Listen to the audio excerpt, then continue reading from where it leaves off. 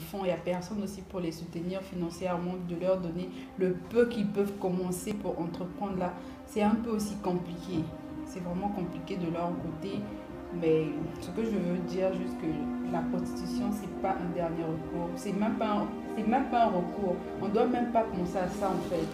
On doit toujours chercher parce que quand on dit celui qui cherche trouve, mais c'est pas en cherchant par la prostitution ou quoi que ce soit. On peut aller voir un tiers, je sais pas si c'est un oncle ou qui, je sais pas. Il y a toujours des gens qui peuvent aider, il y a des gens de bonne moralité, il y a des gens de bonne foi qui seront là toujours à nous prêter main forte pour nous aider. Mais ce qu'il faut faire, c'est juste de persévérer, mais pas de faire... Je ne peux qu'être contre.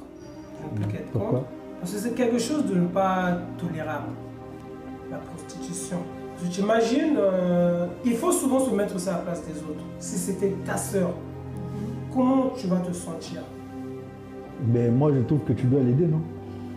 Tu as dit que ta sœur, oui. Tu n'as pas les possibilités de l'aider. Elle voit que maman à la maison, ça ne va pas. Papa aussi, idem. Ou peut-être que papa était décédé. Les petites sœurs sont là. Toi, le grand frère, peut-être que tu ne te retrouves pas. Elle essaye un peu de se chercher, elle ne se trouve pas. Elle se dit, bon, moi...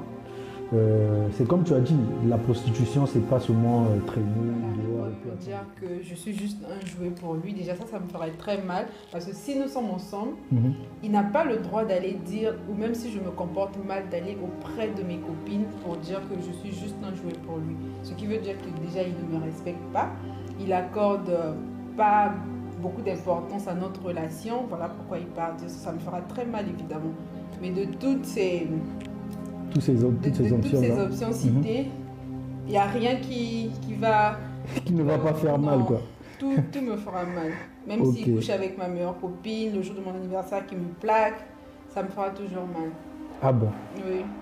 Ok, donc en gros, toi, tu n'aimes pas... Bon, tu te dis que ça va plus t'humilier, quoi, le quatrième. Exactement. Tu sais pas comment fermer tes jambes quand tu devant un homme. Oui, vous allez m'excuser peut-être. Non, bien sûr, mais moi, j'ai tabou en tout cas. Aussi qui était comme ça, elle ne veut pas dire non aux hommes. Voilà.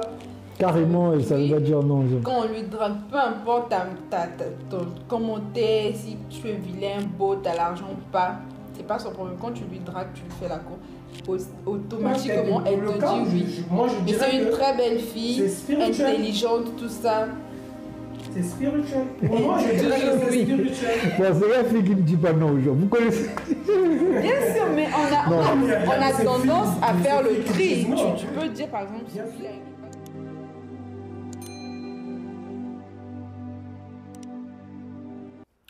Bienvenue sur Tout Sauf Rien. J'espère que vous allez bien. En tout cas, moi, je vais bien également. Aujourd'hui, je suis accompagné de deux bonnes personnes que j'apprécie beaucoup d'ailleurs. On va parler d'un thème assez important, bien évidemment. Quelles sont les causes de la prostitution? De nos jours, en tout cas, quelles sont les causes de la prostitution? Alors, pour ce faire, je suis accompagné, comme je viens de vous dire, de deux personnes très importantes à mes yeux. Alors, à ma gauche, j'ai Exaucé. Bonjour Exaucé. Bonjour. Comment tu vas? Je vais bien et vous? Non, ça va, hein, ça va. Maître Ravi. Non, ça me fait plaisir de te voir. Non. Comment? Non, ça va. Ça va bien. Ah non, tu es prêt pour l'émission? Je suis très prêt et heureux que tu m'aies reçu sur ton plateau. En tout cas, merci, ça fait plaisir. Alors, quelles sont les causes de la prostitution? Nous allons développer le sujet avec mes deux personnes, en tout cas sur ici. Mais avant tout, comme il est de coutume, je vais vous poser une question. Une question piège, hein. Je vous ai préparé une question en tout cas. Vous allez me répondre, vous allez me répondre en tout cas. Alors, la question, je l'ai écrite, hein. Qu'est-ce qui te fera le plus mal parmi ces quatre? Alors, le premier, ton mec a couché avec ta meilleure amie. Deuxième, ton mec te plaque le jour de ton anniversaire carrément. Troisième, ton mec t'humilie devant toutes tes copines. Et quatrième, ton mec raconte à tes potes pendant ton absence que tu es juste un jouet pour lui. Alors, bien évidemment, on a parlé de mec, mais toi, en tout cas, ça sera le contraire. Hein, ça sera le contraire, bien évidemment. En tout cas, vous allez me répondre. Et vous qui nous suivez aussi, n'hésitez pas de répondre sous les commentaires, bien entendu, pour que je puisse avoir vos avis par rapport à cette question-là. Hein. Je répète, ton mec a couché avec ta meilleure amie, ça c'est le premier. Qu'est-ce qui va te faire le plus mal? Ton mec te plaque le jour de ton anniversaire, ton mec t'humilie devant toutes tes copines et ton mec raconte à tes potes pendant ton absence que tu es juste un jouet pour lui. Je vais commencer par exaucer. Qu'est-ce qui va te faire le plus mal parmi ces quatre points énumérés? Déjà, moi, ce qui me ferait le plus mal, c'est la quatrième option. Déjà que mon mec parle de moi à mon absence, pendant que je ne suis pas là à mes potes pour dire que je suis juste un jouet pour lui. Déjà, ça me ferait très mal. Parce que si nous sommes ensemble, il n'a pas le droit d'aller dire, ou même si je me comporte mal, d'aller auprès de mes copines pour dire que je suis juste un jouet pour lui. Ce qui veut dire que déjà, il ne me respecte pas. Il accorde pas beaucoup d'importance à notre relation. Voilà pourquoi il part dire ça. Ça me fera très mal, évidemment. Mais de toutes ces options citées, il n'y a rien qui ne va pas faire mal, quoi. Tout me fera mal. Même s'il couche avec ma meilleure copine, le jour de mon anniversaire qui me plaque, ça me fera toujours mal. Ah bon? Oui. Ok, donc en gros, toi, tu n'aimes pas... Bon, tu te dis que ça va plus t'humilier, quoi, le quatrième point, parce que ça fait plus mal. Derrière ton dos surtout. Non. C'est vrai que ça fait mal. Hein. Oui, ça fait trop Mais mal. après que ton mec est couché avec ta meilleure amie... Déjà que j'ai pas de meilleure amie, donc ça me dit rien. J'ai pas de meilleure amie. Pourquoi? Pourquoi tu n'as pas de meilleure amie? J'ai pas de meilleure amie. Ma meilleure amie, c'est ma maman. Tu es en train de parler, elles vont te suivre ici. Hein. Peut-être il y a une parmi... Jamais. Tu es sûr? J'ai pas de meilleure amie. Tu as juste des amis ou bien des camarades? J'ai des amis, mais pas de meilleure amie. Tu préfères pas, hein? Non. Quoi, c'est dangereux? Non, mais je sais pas si c'est dangereux ou pas, mais pour moi, je dis juste que j'aime pas avoir des meilleurs amis. Parce que oui, comme tu dis aussi, c'est dangereux, c'est vrai. C'est dangereux parce que la personne avec qui tu vas te confier aujourd'hui, c'est la même personne qui te pointera l'épée sur le dos derrière toi, sans le savoir. Est-ce qu'au moins une fois, tu as déjà essayé d'avoir une meilleure amie ou un meilleur ami? Et puis après, ça t'a choqué ou encore ce dernier t'a trompé? Oui, j'ai eu une fois une meilleure amie. Bon, je dirais pas exactement une meilleure amie, mais c'était comme, je sais pas la définition de meilleure amie, mais bon, c'était comme ma meilleure amie. Je la considérais comme ça. Ah, maman, tu avais fait mal à exaucer, hein. Je pense que tu te reconnais et voilà, on règle toujours tout, c'est pas un problème. Maître Avis, du coup, je reviens vers toi. Ton mec a couché avec ta meilleure amie. Ton mec te plaque, en tout cas, ta meuf a couché avec ton meilleur ami. Ta meuf te plaque le jour de ton anniversaire. Ta meuf t'humilie devant tous tes amis, en fait, tous tes potes. Et ta meuf raconte à tes potes, hein, à toi, que voilà, à ton absence, hein, que tu es juste un jouet pour elle. Bon, personnellement, c'est comme elle venait de dire. Tous les points te feront mal. Points te feront mal. Mais personnellement, je dis que le premier point, c'est celui qui va plus me déranger. Donc le premier point, c'est ton mec a couché avec... Ouais, ma meuf qui couche avec mon meilleur ami. Non, pourquoi ça? Non, sérieusement, ça peut que te faire mal, Nico. Tu imagines, bon, tu vois, toi et moi, c'est pas connu aujourd'hui. On se connaît, ça fait fort longtemps. Et tu connais la relation que j'ai avec Mago. Mago, par exemple. Je te prends l'exemple de Mago. Mago, c'est mon frère, c'est un ami, un frère. Bon, tu imagines, un bon matin, je me réveille et je me rends compte que Mago a couché avec ma copine. Non, mais ça fait trop mal. Tu vois un peu la complicité que j'ai avec Mago. La complicité que nous avons, et que Mago couche avec ma petite amie, bon, tu vois un peu ce que ça va me faire, ça va vraiment me déranger, ça va m'ébranler en quelque sorte. C'est vrai. En quelque sorte, quelque chose qui va me déranger. Parce que d'abord, c'est ma petite amie, que je considère que j'aime, et Mago, c'est un frère que j'aime beaucoup, avec qui on a eu beaucoup de complicité, on a fait beaucoup de choses, tout. Et même jusqu'aujourd'hui, on continue à se dire des choses malgré la distance qui nous sépare. Mais après, tu apprends que Mago couche avec ta meuf. Maintenant, dis-moi un peu. Est-ce qu'après tout ça, tu peux pardonner? Bon, en quelque sorte, si il faut pardonner, c'est peut-être Mago que je pourrais pardonner. Pas ta petite amie? Pas ma petite amie. Ah. Parce que quand je parle de petite amie, elle est appelée demain à être ma femme. Bien sûr. Mais si elle commence à le faire avant d'être ma femme, qu'est-ce qui ne me dit pas qu'une fois dans ma maison, elle peut encore se comporter dans la sorte? Ou elle peut faire quelque chose de plus pire que ça? Parce qu'il y a des choses plus pires que ça aussi. Mais tu es d'accord avec moi que la femme, on conseille la femme, on peut changer la femme, non? Donc c'est possible Bien aussi sûr, de la pardonner. La et puis... femme, mais pardonner, c'est comme il vient de dire, nous sommes comme des serrures en fait, on ne peut pas accepter toutes les clés. Donc du coup, non, moi je peux pas. Donc c'est impardonnable. Non, la femme, je ne peux pas pardonner. Dites-moi, c'est mon frère. En tout cas, chers internautes, dites-moi dans les commentaires si vous pouvez pardonner ce genre de choses ou pas. Personnellement, moi, je peux pardonner. Hein, le pardon, il est divin. Tu peux pardonner, mais reprendre la même personne, lui mettre chez toi, sachant déjà qu'avant même qu'elle soit ta femme, tu pourras lui mettre chez toi. Ça, c'est inacceptable. Non. Tu ne peux plus lui remettre dans ta maison, impossible. Ou bien parce que si tu pardonnes, quelque part, il y aura un sentiment qui va me te demander de la garder avec toi. Bien sûr. Voilà. Mais moi, je me mets en danger. Après, en même temps, je me dis si vous étiez amoureux l'un à l'autre. Tu sais, être amoureux, c'est quelque chose de très fort. C'est d'ailleurs la raison pour laquelle... L'amour est un sentiment qu'on n'arrive pas à expliquer jusqu'à... Exactement. Oui, mais être amoureux ne veut pas dire se mettre en danger. Bon, parce que pour moi, c'est comme si je me mettais en danger. D'accord, je vois. Parce que si elle sort avec mon meilleur pote, mon meilleur ami, elle me poignarde par le dos. Bon, mais bien sûr. Donc, du coup, pour moi, le mieux serait... Bon, s'il peut arriver que je la pardonne, mais on va se séparer. D'accord. Mais sur le point du pardon, si on me demande de faire le choix, pardonner, je préfère pardonner mon meilleur pote. Parce qu'avec lui, on peut s'arranger, on peut se retrouver autour d'un pot, on se réconcilier, ça passe, et puis on reprend les cours. Et tu sais que ça se fait assez souvent. Oui. Les hommes oublient très vite par rapport aux femmes.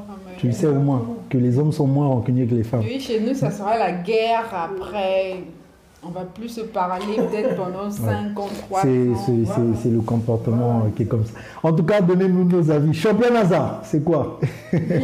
Donne-moi ton avis en tout cas. Palestine ou Maromal, Charlène, Goma, Charlène et Destin. Ah maman, pardon. Hein, Fatou et autres. En tout cas, donnez-nous vos avis.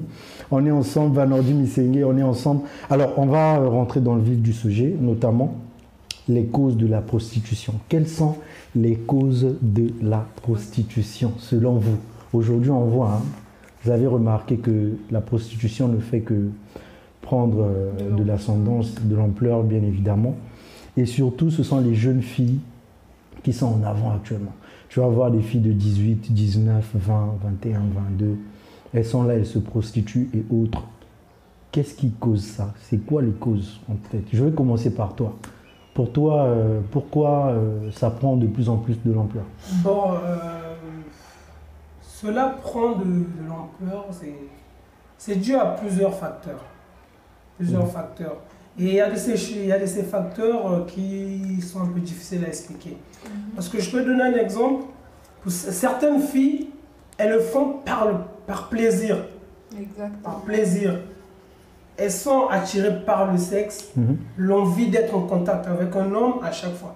Parce que la prostitution, c'est quoi? C'est pas seulement se mettre au bord du trottoir. Bien sûr. C'est pas seulement se mettre au bord du trottoir ou dans une ruelle, attendre qu'on te donne quelque chose en retour et puis tu livres ton corps. La prostitution, c'est quoi? Tu peux avoir 1, 2, 3, 4 mecs. Ça aussi, c'est la prostitution. Bien sûr. En gros. Mais pour certaines filles, c'est juste pour le plaisir. Parce qu'elle aime coucher avec un tel, elle couche avec X, elle couche avec Y. Pour d'autres, ce sont les difficultés de la vie. Surtout en Afrique aujourd'hui. Tu sais ce qu'on vit aujourd'hui en Afrique. Avec tout le manque du développement qu'il y a. Les salaires des parents qui ne répondent pas, il faut payer la maison, il faut s'occuper des enfants, la scolarité, le manger de tous les jours. Et du coup, les parents n'arrivent pas à donner de quoi à leurs enfants comme argent de poche. Et pour les filles, elles se disent que le mieux serait d'aller voir ailleurs. J'ai 2, 3, 4 mecs, celui-ci me donne 5 francs, celui-ci me donne 10 francs, et quand elles rassemblent, elles essaient de se retrouver. Et certaines filles le font parfois pour survenir aux besoins de la famille aussi. Exactement. De la famille aussi. Donc du coup, c'est comme j'ai dit au départ, c'est un sujet qui est un peu compliqué, complexe parce que on va trouver beaucoup de réponses à cette question. À cette question-là. Oui. D'accord, ok, merci à toi. Du coup, toi, Exaucé, qu'est-ce que tu en penses en ce qui concerne les causes de la prostitution? En fait, pour moi, je dirais déjà la première option qu'il a dit. Il y a d'autres qui le font par plaisir. Elles ont juste envie de faire l'amour avec des hommes, être en contact avec des hommes et tout. Et elles entretiennent plusieurs relations avec des hommes comme ça, juste par plaisir. Et les autres, c'est juste par l'influence des amis, par enthousiasme. Oui, l'autre le fait, moi aussi je dois le faire et tout. Et les autres le font par complexe aussi. Elles veulent avoir peut-être les dernières marques de téléphone, des habits, des sacs, être au top de la mode. Et elles le font pour essayer de s'acquérir ces choses. Parce que peut-être à la maison, les parents n'ont pas ces moyens-là de les donner ce qu'elles ont, elles veulent en fait. Et il y a d'autres aussi qui le font aussi juste pour subvenir à leurs propres besoins. Parce qu'il y a des filles ici aussi qui s'occupent d'elles toutes seules. Elles se prennent en charge toutes seules. Donc elle est obligée, peut-être, elle se dit si je pars peut-être à l'école, si je pars travailler, si je vais faire cela, ça ne va jamais marcher. Et le moyen le plus facile pour trouver de l'argent facilement, j'irais directement faire la prostitution. Avec ça, aujourd'hui, je peux trouver l'argent facilement. C'est pour ça, en fait. Bon, revenons aux filles, les filles qui le font de façon juste par plaisir, par exemple. En tout cas, avant l'émission, on en parlait. Est-ce que ce sont des esprits, comme tu l'as dit tout à l'heure, est-ce que les filles qui le font juste par plaisir, d'avoir beaucoup de mecs, de coucher avec des mecs de gauche à droite, est-ce que ce sont des esprits? Est-ce que c'est pas quelque chose de mystique? Comment tu trouves ça? Est-ce que c'est normal? Est-ce que c'est comme nous, par exemple, chez les hommes, où on trouve ça naturel, où un homme, pour lui, il peut avoir 2, 3, 4 meufs? Alors, tu vois, l'adolescence, on se dit que oui, j'ai 3 meufs. Chez nous, c'est un peu comme un succès. Oui. Voilà. Est-ce que chez les filles aussi, c'est la même chose, ou encore chez elles, ce sont des esprits qui leur poussent à faire ça, par exemple? Chez les filles, je dirais que c'est... Bon, je peux prendre ça dans les deux cas. Pour certaines filles, c'est pour le plaisir. Le plaisir, elle va avoir 2, 3 mecs. Ça lui fait plaisir, parce que quand elles sont entre elles, les filles, elles disent, ah, tu sais, j'étais avec un tel est comme ci, un tel ceci, tout. Elles racontent. Mais pour certaines personnes, ce sont des choses spirituelles. C'est des choses spirituelles. Parce qu'avec la connaissance du monde, la connaissance spirituelle que j'ai, je suis quelqu'un qui lit un peu de temps en temps la Bible, qui fréquente des pasteurs. Mais je pense que c'est spirituel. Parce qu'il y a de ces familles, la fille, elle peut naître avec une certaine étoile. Mais il y a un sorcier, qui va l'utiliser. Voilà, quelqu'un de la famille qui est contre, qui voit l'étoile. Parce que c'est comme on dit, il y a de ces gens qui ont 3 yeux, 4 yeux. Tout le monde, nous avons 2 yeux pour voir dans le monde physique. Il y a des gens qui ont des yeux qui leur permettent de voir dans le monde spirituel. Donc quand elle voit la personne, elle a de l'étoile, elle a de l'avenir. Et le sorcier est toujours contre ces choses-là. Et il te bloque. On te colle un esprit qui te pousse sexuelle à faire ce genre de choses. D'accord. Tu ne sais pas dire non à un homme, tu ne sais pas comment fermer tes jambes quand tu es devant un homme. Oui, vous allez m'excuser peut-être. Non, bien sûr, bien sûr. Moi, j'ai une amie aussi qui était comme ça. Elle ne savait pas dire non aux hommes. Voilà. Carrément, elle ne savait pas dire non aux hommes. Quand on lui drague, peu importe ton commentaire, si tu es vilain, beau, tu as l'argent ou pas, c'est pas son problème. Quand tu lui dragues, tu lui fais la cour, automatiquement, elle te dit oui. Et c'est une très belle fille, intelligente, tout ça. C'est spirituel. Pour moi, je dirais que c'est spirituel. Bon, c'est la fille qui ne dit pas non aux gens. Vous connaissez? Bien sûr, mais on a tendance à faire le tri. Tu peux dire, par exemple, celui-là, il n'est pas de mon genre, celui-là. Mais si tu sors avec X, c'est peut-être par rapport à ça. Bien sûr que l'amour, quand tu sors avec quelqu'un, il n'y a pas de condition. Mais souvent, ça peut t'arriver d'abord quand une personne te drague, il y a la première chose d'abord qui t'attire d'abord. Il doit avoir un feeling là. Mais le feeling là, c'est quoi? Parfois, c'est sa manière de parler, c'est parfois sa posture, parfois son charisme, ce que la personne dégage à première vue. Mais si toi, tu sais dire oui à tout ce qui passe devant toi, qui te drague, attends, ça n'a pas de sens. Je suis d'accord. Et exaucer. Le plaisir et d'un côté, ça peut être un truc spirituel. D'accord. Et pour l'autre cas, par exemple, vous avez aussi dit que les filles, il y a d'autres qui le font juste pour subvenir à leurs besoins, aider la famille par rapport aux difficultés que rencontre cette dernière-là. Alors, est-ce qu'il faut encourager ça tout de même? Non, moi je n'encourage pas ça. Moi je n'encourage pas ça parce que par exemple, tu peux faire la prostitution aujourd'hui. Si tu as un objectif, tu as un but, tu peux le faire peut-être une fois. Mais ça, je ne tolère pas ça.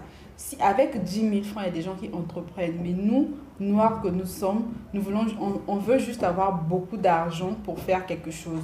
Tu vois, alors qu'avec 10 000 francs, tu peux commencer un petit commerce et au bout de quelques temps, tu peux avoir l'argent. Mais nous, les filles d'aujourd'hui, surtout celles qui se prostituent, elles se disent que attendre encore. Parce que quand tu fais un commerce de 10 000 francs, tu vas attendre 1 mois, 2 mois, 3 mois. C'est pas aussitôt que tu auras l'argent souhaité, tu auras l'argent voulu. Tu vas essayer de chercher, d'avoir, parce que quand tu vas sortir avec un mec, il peut te donner 10 000 francs, 20 000 francs, 30, ça dépend du montant, ça je ne sais pas. Mais c'est mieux d'entreprendre et avec ça petit à petit, parce que tu te préserves aussi de beaucoup de choses. Tu évites les maladies et la réputation aussi, ça compte beaucoup dans la société.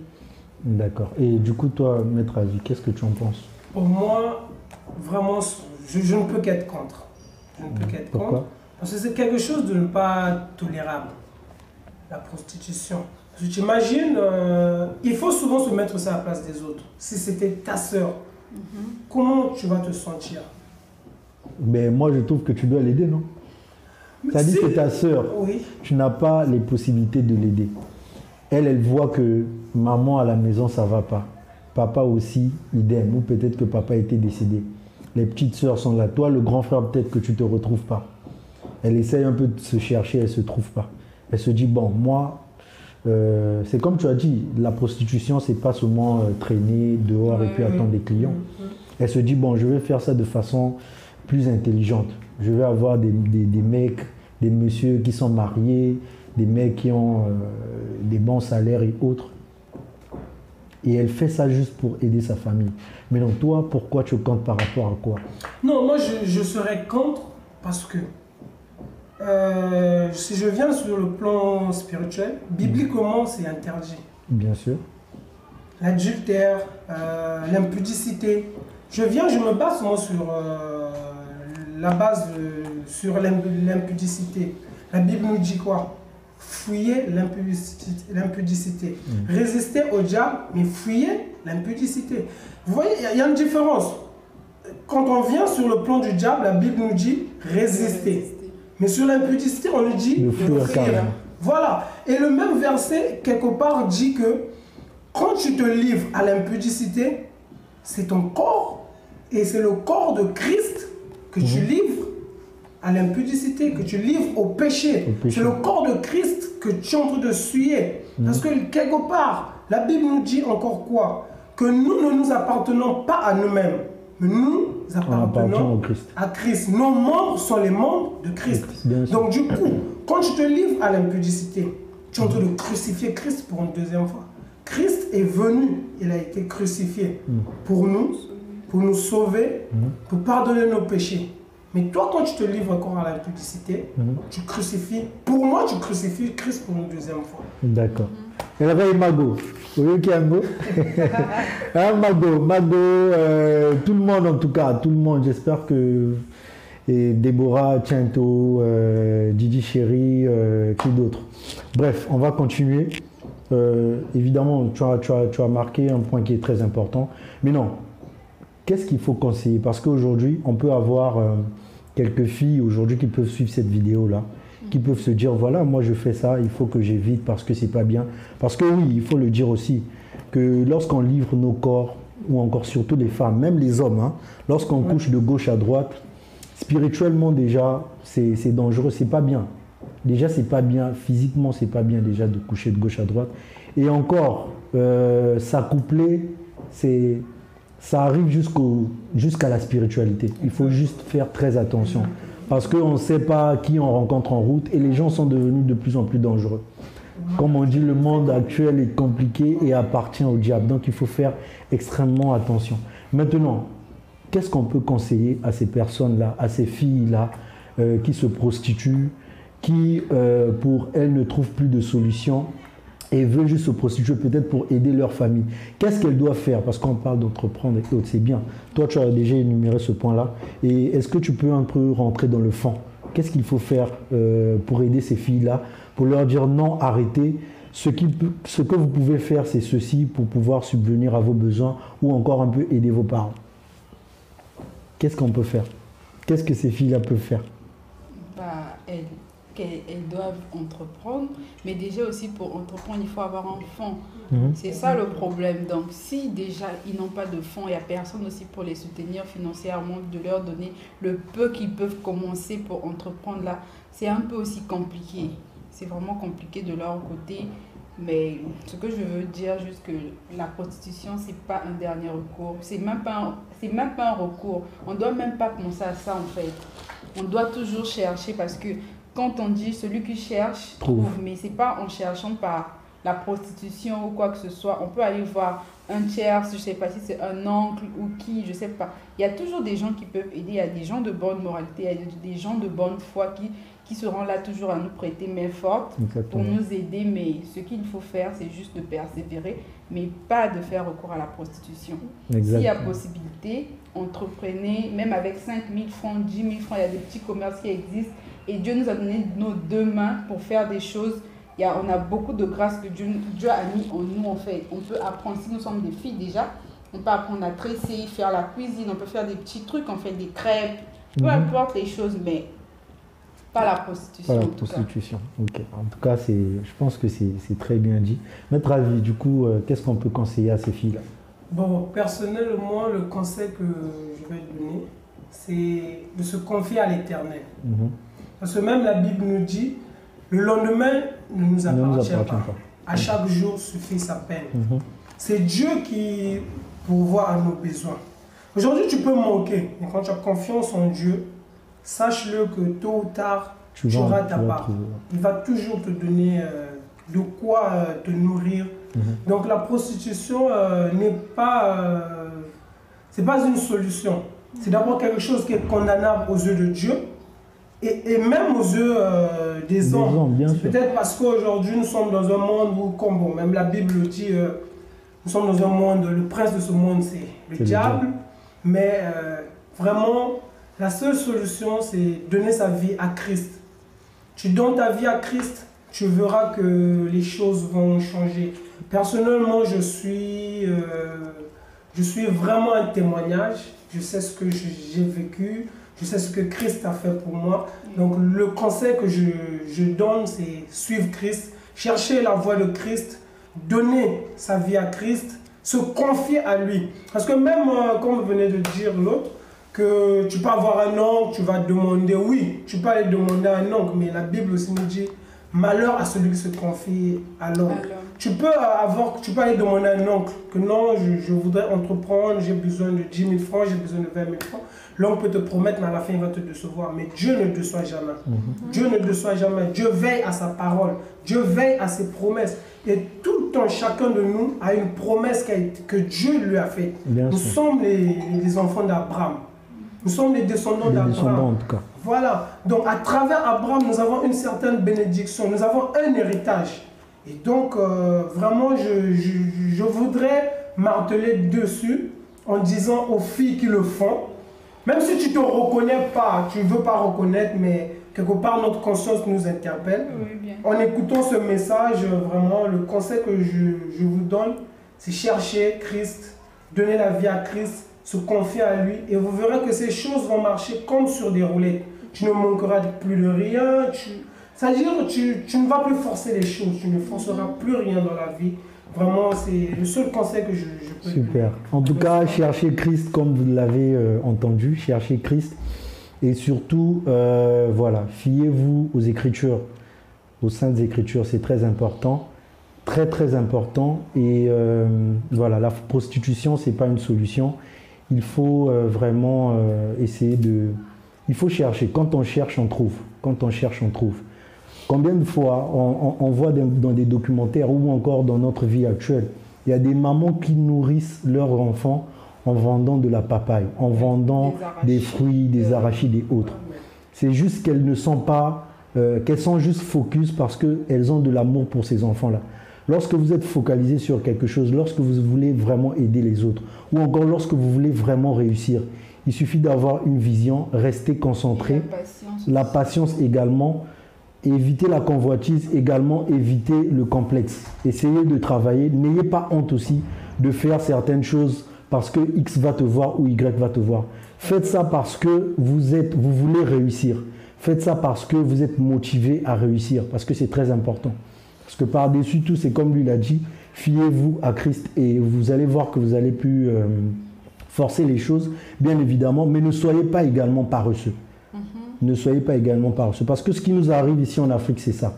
On se dit, bon, on va se fier à Dieu. Nzam, c'est pas Dieu qui va venir vous donner quoi que ce soit. Non. Aide-toi, le ciel t'aidera. Donc, à toi aussi de te chercher, de beaucoup travailler, vraiment de toquer partout jusqu'à ce que tu vas trouver la lumière. C'est très important. En tout cas, nous sommes arrivés à terme de cette émission. J'espère que ça vous a plu. J'ai été honoré en tout cas de faire cette émission avec vous deux. Je pense que ça s'est très bien passé. Merci à vous. Merci. Tu confies cette émission à qui? Moi, dédicace Moroboé, ça l'ira bien. À ma grande sœur Carole et à toutes mes copines qui pourront me suivre, ainsi que ceux qui ne me connaissent pas. Je vous salue, je vous fais des gros bisous. Lisa et Rihanna, big dédicace à vous. Vous voyez, non, elle vous a oublié. Moi, je ne vous ai pas oublié. Et du coup, toi, Maître Avi, tu bon, confies? moi, personnellement, je fais un big dédicace, un gros bisou à Justin Mbemba, Sarah Mbemba, à toutes mes petites sœurs, mes petits frères de la famille Mbemba, que le Seigneur soit avec vous. Bon, moi, je fais encore big dédicace à toi, Gloire Admirable, à Teresa, elle était avec moi à la dernière émission, également Christelle, big dédicace à vous. En tout cas, je vous aime beaucoup. Et aussi, qui encore? Je cherche des noms parce que... Amago. Elrey Mago. Rigo Goma, en tout cas, big dédicace à toi. On est ensemble. J'espère que l'émission va te plaire. Elman Vicente, Babin, Jadi. Naomi, je t'attends toujours. J'ai besoin de toi. J'espère que tu seras là bientôt pour l'émission. Jubélie Véron, Palestine Maromal. Merci à vous. En tout cas, à la prochaine émission. On est ensemble sur Tout Sauf Rien. N'oubliez pas de vous abonner. Cliquez sur la cloche de notification comme d'habitude. On est ensemble. Merci à vous. Au revoir.